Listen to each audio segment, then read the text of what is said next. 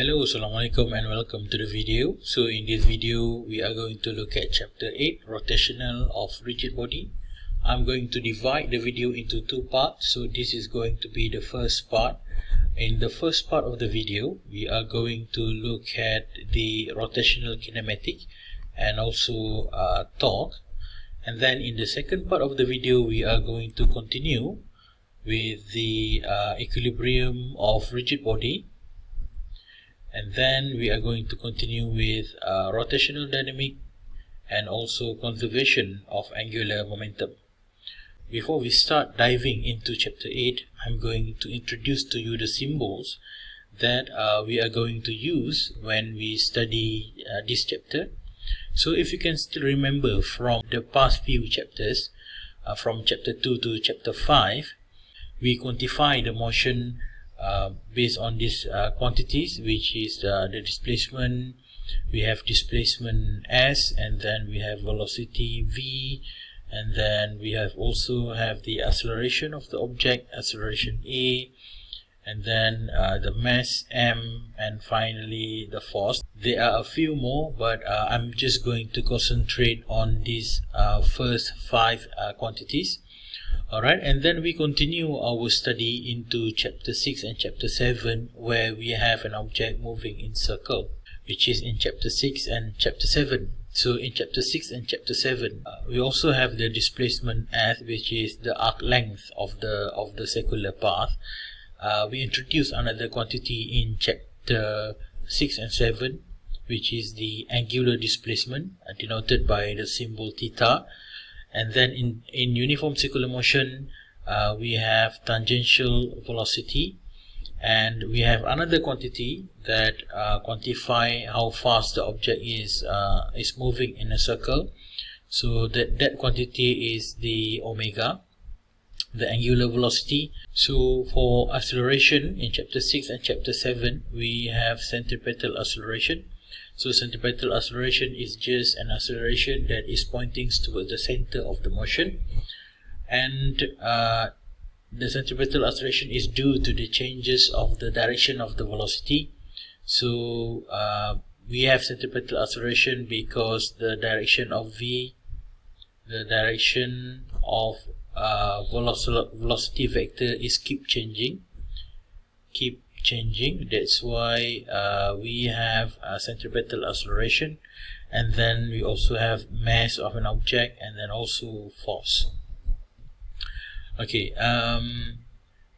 in rotational motion, basically rotational motion is a little bit different to uniform circular motion, but still there are few quantities that we still use in chapter 8 that are very similar to the quantity that we use in chapter 6 and 7. So in chapter 8 we also have S, and then we also have the angular displacement. In chapter 6 and chapter 7, the magnitude of the tangential velocity is constant, so the speed is uniform. So in chapter 8 you also have the tangential velocity, except for the tangential velocity can have changes in both the direction and the magnitude. So not only it change direction, it can also change in the magnitude. So meaning that the quantity omega is also not uniform. You can have increase in omega or decrease in omega. Alright, so in terms of the acceleration, the rotational motion will have obviously, because it is also moving in a circles, so it's going to have centripetal acceleration, and then because the tangential velocity is changing in both magnitude and direction, so you have centripetal acceleration due to the change in the direction of the velocity, and then you are going to have tangential acceleration due to the change in the magnitude of the tangential velocity, and then you are going to have another quantity which is angular acceleration, because due to the change of angular velocity. So you have angular displacement, so you have another quantity here. And then for mass, instead of using mass, we are going to use I. So I is stand for moment of inertia. I'm going to explain the idea of the moment of inertia in the coming slide. And then instead of force, we are going to use torque. Alright. So I'm going to explain these two quantity, these two quantity means in a few slides. Okay, as a recap, from chapter 6 and chapter 7, we use the idea that we have learned in chapter 6 and chapter 7 to understand the planetary motions or a motion of satellite orbiting the Earth or anything similar to that. Alright, so if you look at the diagram, we have our Earth, and then we have the satellite orbiting the Earth. So if we draw this is just a recap. So if we draw the force acting on the satellite, so we have force of gravity. So if the satellite, I'm just going to represent the satellite as circles, because I don't know how to draw as a satellite. So if the satellite is moved to here, so the force on the satellite is still the same, Fg, and if moved to here, so you still have Fg. So from the drawing, Fg is the centripetal force, so Fg is the centripetal force. The force of gravity is gmm over r square equals to the magnitude of the centripetal force is always equals to mv square over r. So we cancel out the r and the m. This gives us the tangential velocity of the satellite, which is equals to gm over r, and then because we have square, so we have to square root. If we bring the square to the right, so we have to square root the things on the right. So this gives us the tangential velocity of the satellite, and the magnitude of the velocity does not change. That is the crucial or the most important difference between chapter 6, 7 and chapter 8.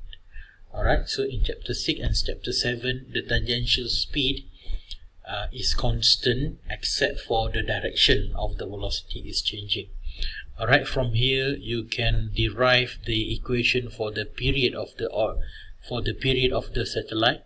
So the period of satellite is given by 2 pi r cube over gm, so I'm not going to derive that. So things to remember is that in chapter 6 and chapter 7, the tangential speed is uniform.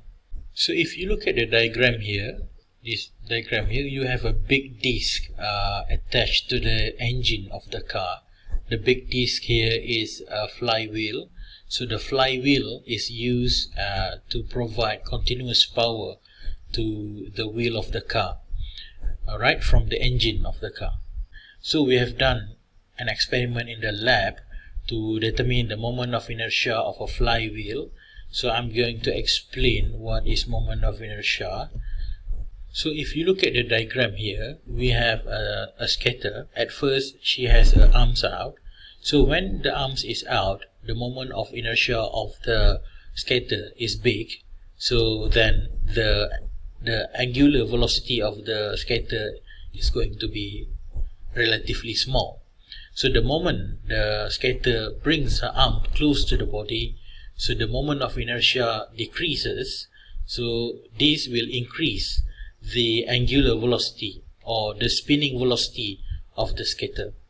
So simply put, moment of inertia is just an inertia for rotating bodies. Here are some examples of the common moment of inertia. If you have a solid cylinder that is spinning on its center, so the moment of inertia of the spinning cylinder disc or a disc is given by the equation half mr square. So this is the equation half mr square. So the m there represent the mass of the disc. So this m represent the mass, and r is the radius of the cylinder or the disc.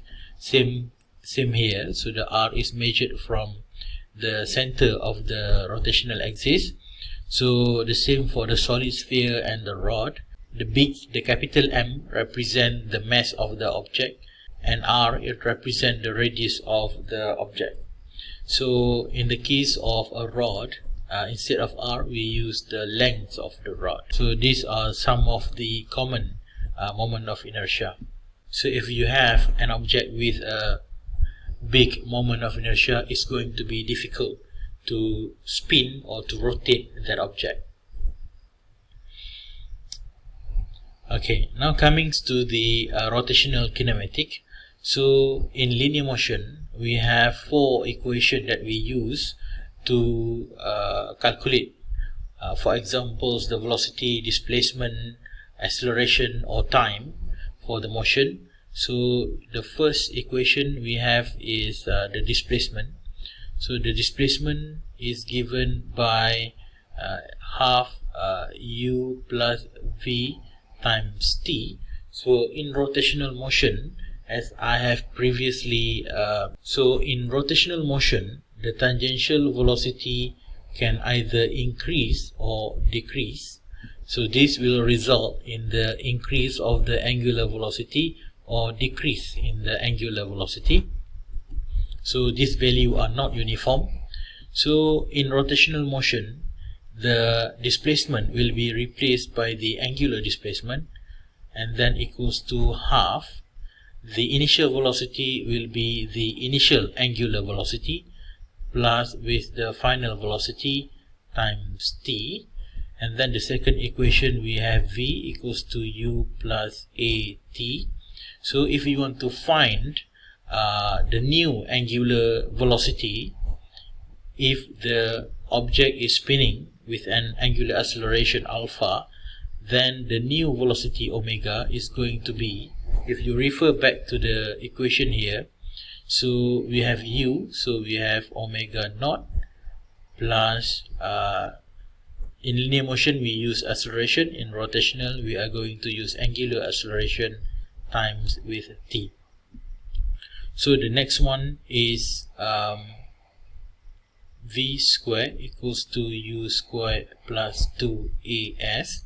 So the rotational kinematic, the equation for the rotational kinematic is omega square equals to omega naught square plus 2a is going to be alpha, displacement is going to be angular displacement, and then we have s equals to ut plus half a t square. So if we translate that into rotational motion, the displacement becomes angular displacement equals to u becomes omega naught times t plus half alpha t square. So this equation will be used to calculate the final velocity, the angular acceleration or angular displacement of the spinning or rotating object. For this particular section, we are going to do a lot of the examples in the module mutuals. Alright, so we are going to discuss the module mutual during the Google Meet session. Okay, coming to the last section for this video, so we are going to look at the idea of torque. Torque is basically a measure of the ability of a force to turn or to rotate a body. Sometimes torque is called turning force. So if you look at the diagram, we have two spanners with different length. So if you use the spanner with a longer length, it's going to be easier for you to untighten the nuts.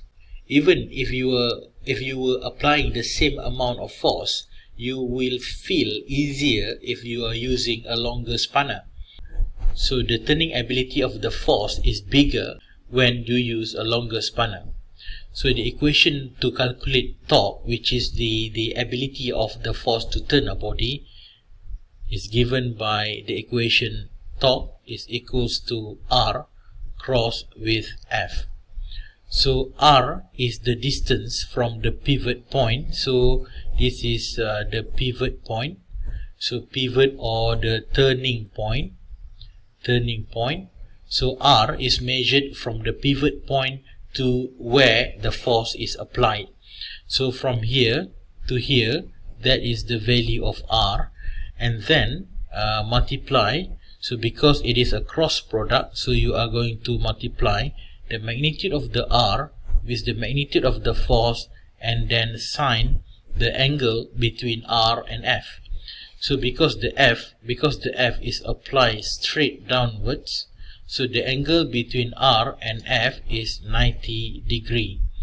Alright, so you are going to multiply the R with F sine 90. So if you look at the equation, torque is dependent on three factors. The first one is, the first factor is the distance from the pivot point. Second factor is the magnitude of the force that is applied. And then the third factor is the angle between the R and the F, which is basically how you apply the force. Alright, so whether you apply perpendicular to the distance R or at any angles. So if you look at here, sine of 90 degree will give you value of 1, meaning that if you apply a force, if the force is perpendicular to R, you are going to have maximum torque of the force. Alright. Okay, so if you look at the leaflets here, so this leaflet gives you the comparison in the turning force of the car. So we'll discuss in the Google Meet session what this value means. So I think that is it for the video. See you in the Google Meet session. Thank you very much.